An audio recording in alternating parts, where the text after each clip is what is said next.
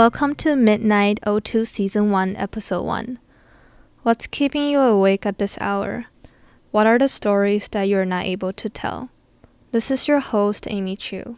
In the next 4 weeks, you'll be hearing from me about my fear, my struggles, and my stories behind the poems I've written in my book, Reborn.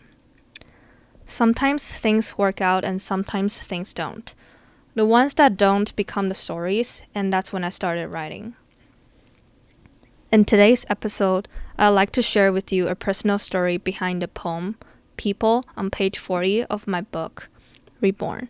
And this is my reaction to our 2019, where a lot of tragic events happen all over the world. People. People will be people. They gather only when tragedy happens. I've tried all the sayings. Prayers to a family. God bless the hurt. Rest in peace. Like a handmade glass candy jar shattering when dropped. The red-white marbles. Someone call 911. We need backup officers here. Picking up the rotten ones. The suspect is firing. People will always be people. Those in suits and ties promise they will sweep away the dust in the Museum of History. We believe and we listen. The media put a mic in front of those. How do you feel about losing your son? Here I am waving the country's dream. Regrets to see how quickly we forget. I try to find a cure to our Alzheimer's, repairing those fragments of sweets. People will always be people. In the end, who is to blame? Whose fault is it? The system tapes the jar back together. We blindly see no cracks. The lives gone are gone forever. There are things done that cannot be undone. Your children are not your children, but people will always be people. So I actually started writing about this after seeing a lot of news on television about shooting events happen in the United States and a lot of conflicts happening in Asia, including Taiwan and Hong Kong. And those kept me in tears and in nightmares. And as days go on, I just started realize I couldn't handle it anymore. And every day I'll wake up in nightmares. And the nightmares were all about me being one of the victims in the tragic events that happened on the news or that someone told me of. And that's when I knew I needed some help.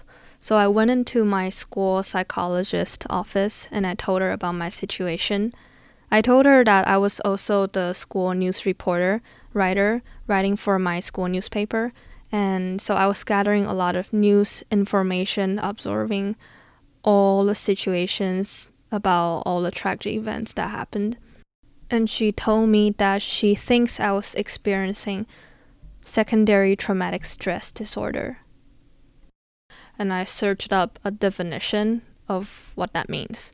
And according to the NCTSN, secondary traumatic stress is the emotional stress that results when an individual hears about the first-hand trauma experiences of another.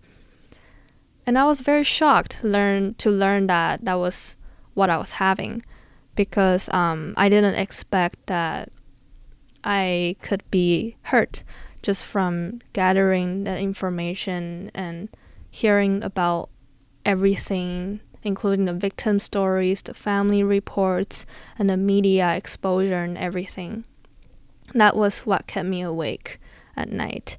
And I also searched up a lot of information, and this is a very common problem for therapists, children welfare workers, case managers, and other helping professionals.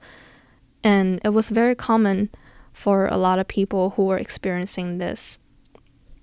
So I started to think about the different things that I could do to improve my mental health, and as suggested from the psychologist, that I made sure that I kind of stopped working on my journalistic articles for a while.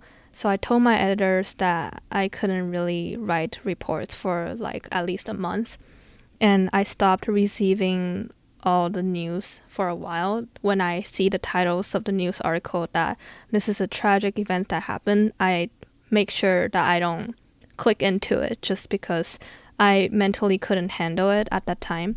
I also told my family and friends that please don't send me tragic news and tragic videos about what's happening, because they knew I was writing the articles and all of them wanted to keep me up to date. And I made sure that I wasn't using social media as much as before, just because sometimes the graphics, the language, and reports and comments, they were just a lot to handle. And those images and imagining about how the victims would feel just kept me awake at night. And I'm sure I'm not the only one. There are a lot of people who felt the same way like I did. And I just hope that by me sharing this experience with you, that you know that you're not alone. And it's okay to take time for yourself and to take time off to do nothing and to stay off from social media for a while and from the news articles as well. To be honest, when I go back to read the poem just now, I still feel very emotional because I still remember all the graphics and all the feelings that I was feeling when I was writing this and thinking about all the situations happening all over the world right now. And I wish I could do something about it. But I feel like the maximum I could do was to write something and to share my thoughts with you. And hopefully that does bring awareness to what's going on in the world, and we shouldn't just ignore it. But at the same time, we need to take care of our mental health beings other than our physical health.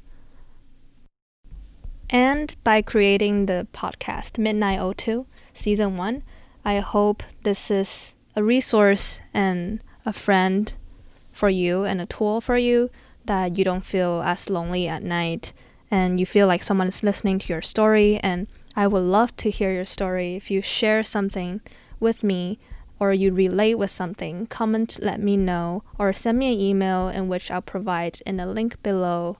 And I hope we can stay connected. In next week's episode, I'll be sharing my perspectives on love and relationships and family. I will be reading some poems from my book again, and I'll share them with you in next week's podcast, episode 2. So stay tuned. And if you cannot wait and want to read more poems before the next episode, please go on ahcpoetry on Instagram, and you can also find events about my book and updates about me as a writer. And if you like this podcast and want to keep on following, please go on Instagram and type in MIDNIGHTO2. I'll see you soon. Good night. Good night.